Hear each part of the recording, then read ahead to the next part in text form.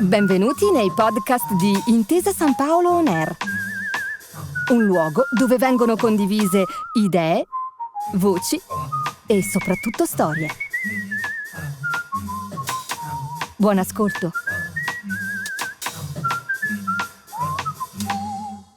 Sareste in grado di concepire qualcosa che abbia un inizio ma che non abbia una causa? Per esempio, se arrivaste a casa e trovaste un vaso di fiori sul tavolo, non pensereste forse che qualcuno sia andato a comprarlo e che l'abbia poi adagiato sul tavolo? O vi sembrerebbe naturale pensare che durante la giornata vi sia stato un momento in cui il vaso di fiori abbia cominciato semplicemente ad esistere? I fiori stessi, prima di arrivare dal fiorista, avranno seguito una loro evoluzione che ci rimanda col pensiero a un seme che è stato piantato da qualche agricoltore. Il seme stesso avrà una sua storia e così via a ritroso nel tempo fino alla formazione del pianeta Terra e del Sistema Solare 4,5 miliardi di anni fa. Poi ancora più indietro nel tempo fino alla formazione delle prime galassie e poi delle prime stelle, circa 13 miliardi di anni fa, e fino alla formazione dei primi nuclei atomici, circa 13,7 miliardi di anni fa. Il nostro viaggio indietro nel tempo si arresta però al Big Bang, letteralmente il grande scoppio, all'evento che ha dato origine al nostro universo. 13,8 miliardi di anni fa, tutta l'energia dell'universo era concentrata in un cosmo di dimensioni molto piccole, che poi ha cominciato ad espandersi, dando luogo alla formazione di particelle, di atomi, di stelle, galassie e pianeti. La nostra esperienza di tutti i giorni ci porta a chiederci: cosa è avvenuto prima del Big Bang? Da dove viene l'energia iniziale dell'universo? Cosa ha fatto sì che lo spazio-tempo iniziasse ad espandersi? Ad alcune di queste domande forse non troveremo mai una risposta. La scienza è però capace di sondare l'universo fino ai primi istanti dopo il Big Bang e addirittura, grazie alle nuove teorie in via di sviluppo, potrebbe anche svelare cosa abbia causato il Big Bang. O potremmo scoprire, contro la nostra intuizione, che esso non ha una causa, perché in effetti una tale evenienza non viola nessuna legge fisica conosciuta.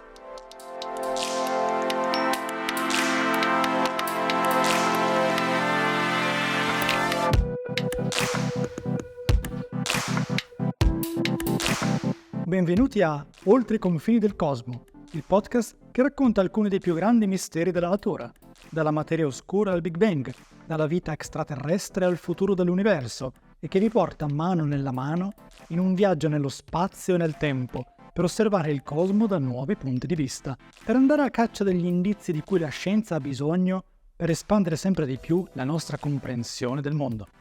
Io sono Simone Baroni, fisico e divulgatore scientifico, e oggi viaggeremo insieme fino all'inizio dell'universo.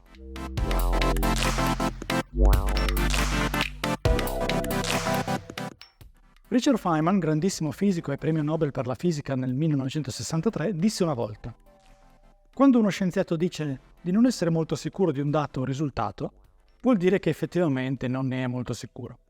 Quando uno scienziato dice di essere abbastanza sicuro di un certo risultato, vuol dire che non ne ha la certezza assoluta.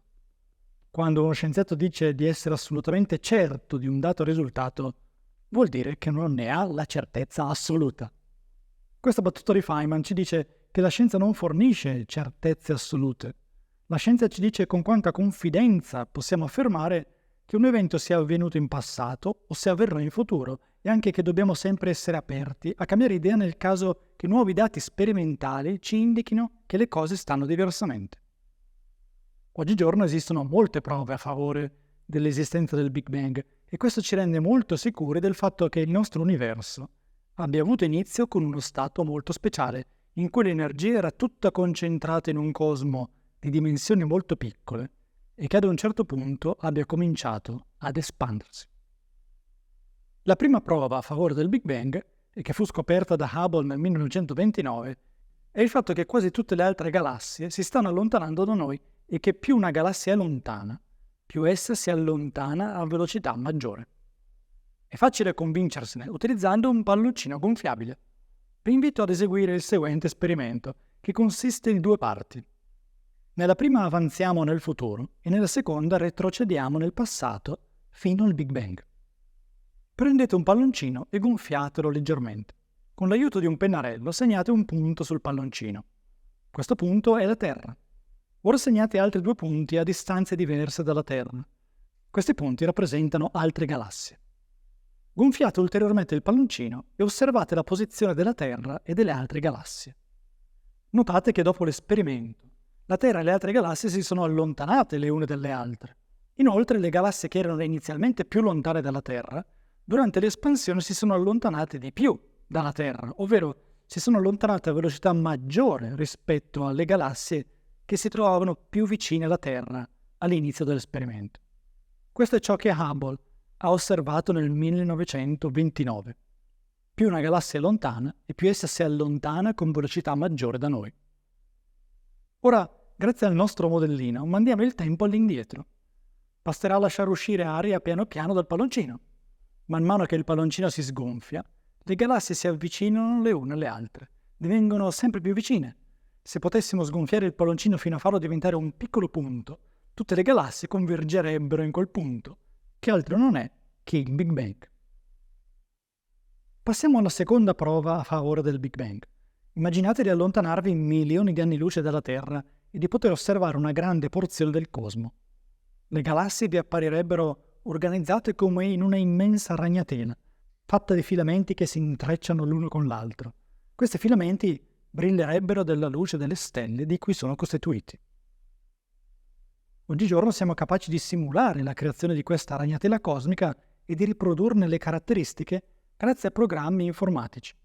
Si parte da un cosmo di piccole dimensioni che si espande e si lascia che le leggi della fisica agiscano e facciano evolvere il sistema.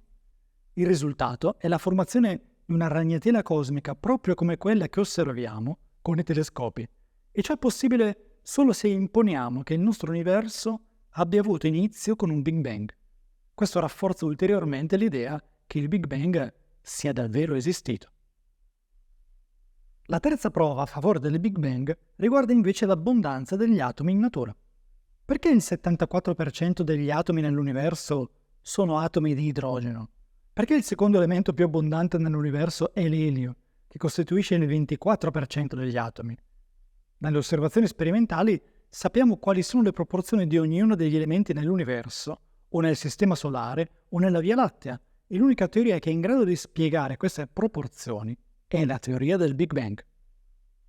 In altre parole, se inseriamo tutte le leggi della fisica che conosciamo in un programma al computer e simuliamo la creazione di atomi nell'universo, l'unico modo in cui otteniamo le proporzioni corrette è imponendo che il nostro universo abbia avuto inizio con il Big Bang.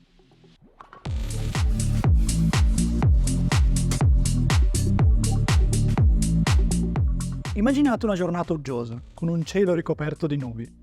Rivolgendo lo sguardo verso l'alto, fin dove potete esplorare il cielo? Qual è l'oggetto più lontano che potete scorgere?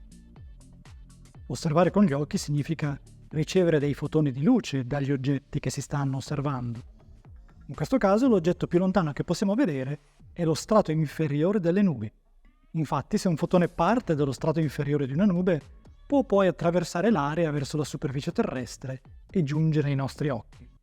Ma un fotone che è creato dentro la nube non riuscirà ad uscirne perché la nube è opaca, ovvero il fotone verrà assorbito dalle molecole in sospensione dentro la nube prima che possa fuoriuscirne. Per questo non riusciamo a vedere attraverso le nuvole, perché sono opache. Accade qualcosa di analogo con l'osservazione dell'universo. Più osserviamo un oggetto lontano e più osserviamo eventi che sono avvenuti nel passato. Infatti, più un oggetto è lontano dalla Terra, più la luce ha impiegato tempo per arrivare fino a noi. Quindi osservare una galassia lontana significa studiare come essa era fatta milioni o miliardi di anni fa. Fino a che distanza possiamo osservare? Se vogliamo saperne di più sull'origine dell'universo, non basta osservare oggetti sempre più lontani nello spazio e quindi osservare sempre più indietro nel tempo? Risulta che nei primi 380.000 anni dopo il Big Bang, l'universo era opaco, proprio come all'interno di una nube. In altre parole, la luce non era libera di propagarsi e un fotone veniva assorbito subito dopo essere stato creato. Vi era infatti un gran numero di particelle elettricamente cariche che emetteva ed assorbiva fotoni di luce. Questo significa che non potremo mai osservare il Big Bang direttamente, o quel che è accaduto nei primi 380.000 anni dopo il Big Bang. L'universo si stava espandendo e al contempo raffreddando. Così, 380.000 anni dopo il Big Bang, la temperatura media dell'universo scese a 3.000 gradi e l'energia di movimento dei nuclei atomici e degli elettroni liberi si ridusse abbastanza da consentire loro di combinarsi a formare atomi neutri. In quell'istante i fotoni iniziarono a propagarsi liberamente, perché non vi erano più particelle cariche libere che potessero assorbirle. Proprio come i fotoni alla superficie inferiore di una nube, questi fotoni iniziarono a propagarsi liberamente per il cosmo. Da quel momento questi fotoni hanno viaggiato nel cosmo fino a noi e oggi li possiamo osservare. Provengono da ogni direzione, sia di giorno che di notte. Questa luce, che abbiamo osservato in grandissimo dettaglio con le sonde COBE nel 1989, WMAP nel 2001 e Planck nel 2009, è detta fondo cosmico di radiazione e costituisce una delle prove più forti a favore dell'esistenza del Big Bang. Cosa ci dice il fondo cosmico di radiazione? Che la luce che ha avuto origine 380.000 anni dopo il Big Bang ha attraversato il cosmo e si è raffreddata durante l'espansione dell'universo. Infatti l'espansione dell'universo implica uno stiramento dello spazio e questo a sua volta implica uno stiramento delle onde elettromagnetiche di cui è composta la luce. Immaginate di fotografare delle onde sul mare con il vostro telefono e in seguito di deformare la fotografia stirandola orizzontalmente. Otterreste delle onde i cui picchi si allontanano sempre di più l'uno dall'altro. Nel caso delle onde elettromagnetiche della luce, più l'onda si stira, più il colore della luce vira verso il rosso, l'infrarosso, le microonde, e più l'energia e la temperatura della luce scendono. La luce emessa 380.000 anni dopo il Big Bang era inizialmente a una temperatura di 3.000 gradi, si è poi raffreddata sempre di più, e ora ha una temperatura di 2,73 gradi Kelvin, ovvero circa 1270 gradi centigradi. Questa temperatura corrisponde proprio a quella che si ottiene dai calcoli di un universo in espansione e che ha avuto inizio con un Big Bang 13,8 miliardi di anni fa.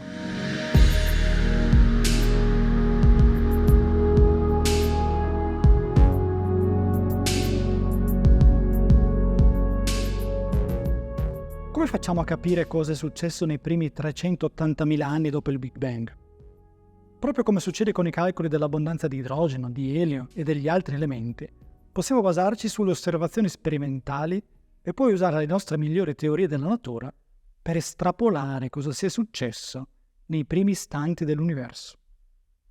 Chiaramente più si va indietro nel tempo e più le certezze si trasformano in speculazioni, perché abbiamo sempre meno dati a disposizione. In particolare, la teoria dell'inflazione propone un possibile scenario per ciò che è avvenuto prima del Big Bang. Il fondo cosmico di radiazione ci mostra che se prendiamo due punti opposti del cielo e osserviamo la radiazione di microonde del fondo cosmico, essa ha caratteristiche molto simili tra un punto e l'altro. Per esempio, la temperatura di questa radiazione può cambiare da un punto a un altro nel cielo, ma con una differenza massima di 0,0002 gradi. Ma come è possibile che questa radiazione sia così omogenea?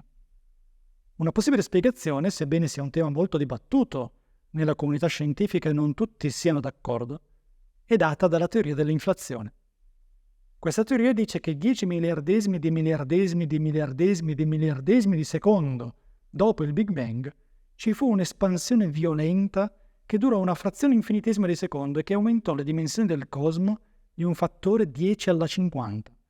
In altre parole, prendete le dimensioni di un oggetto e moltiplicatele per 10, poi di nuovo, e ancora, fino a moltiplicarla 50 volte per 10.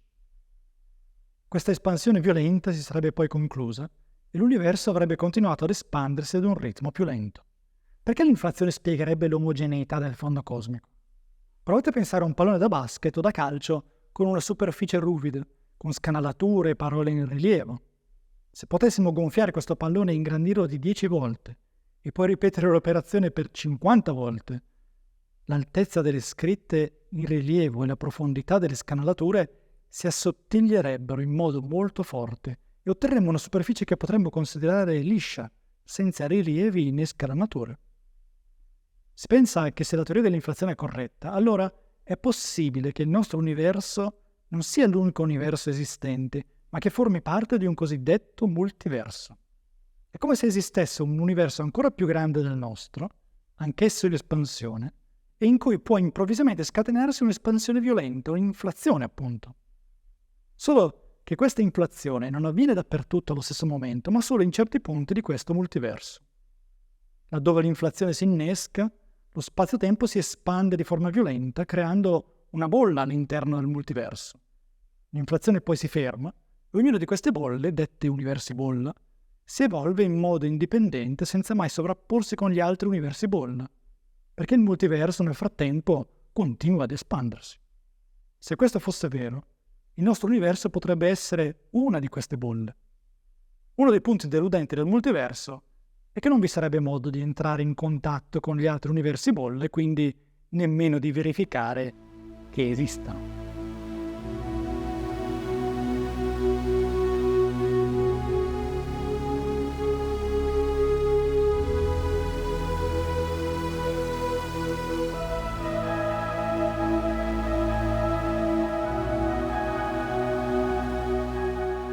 La teoria della relatività generale di Einstein è la nostra migliore teoria per descrivere la gravità e lo spazio-tempo, ed è anche la teoria che ci consente di descrivere come evolve l'universo nella sua interezza.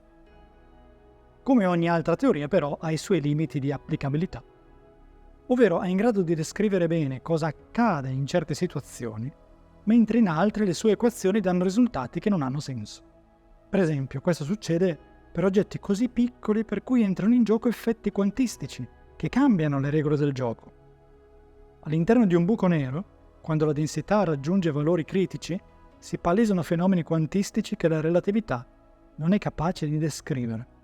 Lo stesso vale per il Big Bang. D'altro canto, nemmeno la meccanica quantistica da sola è in grado di descrivere cosa accada in un buco nero o al Big Bang.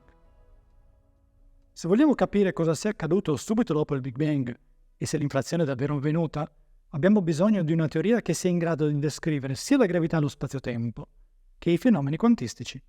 Molti gruppi di ricerca nel mondo stanno lavorando per sviluppare questa teoria detta gravità quantistica. Ci vorrà ancora del tempo prima di avere una teoria di gravità quantistica valida. Per esempio, le teorie in via di sviluppo non sono ancora capaci di fare predizioni che possano essere verificate sperimentalmente. Se tali predizioni venissero smentite dagli esperimenti, la teoria sarebbe da scartare. Se invece le previsioni venissero confermate dagli esperimenti, la teoria comincerebbe a guadagnarsi la nostra fiducia.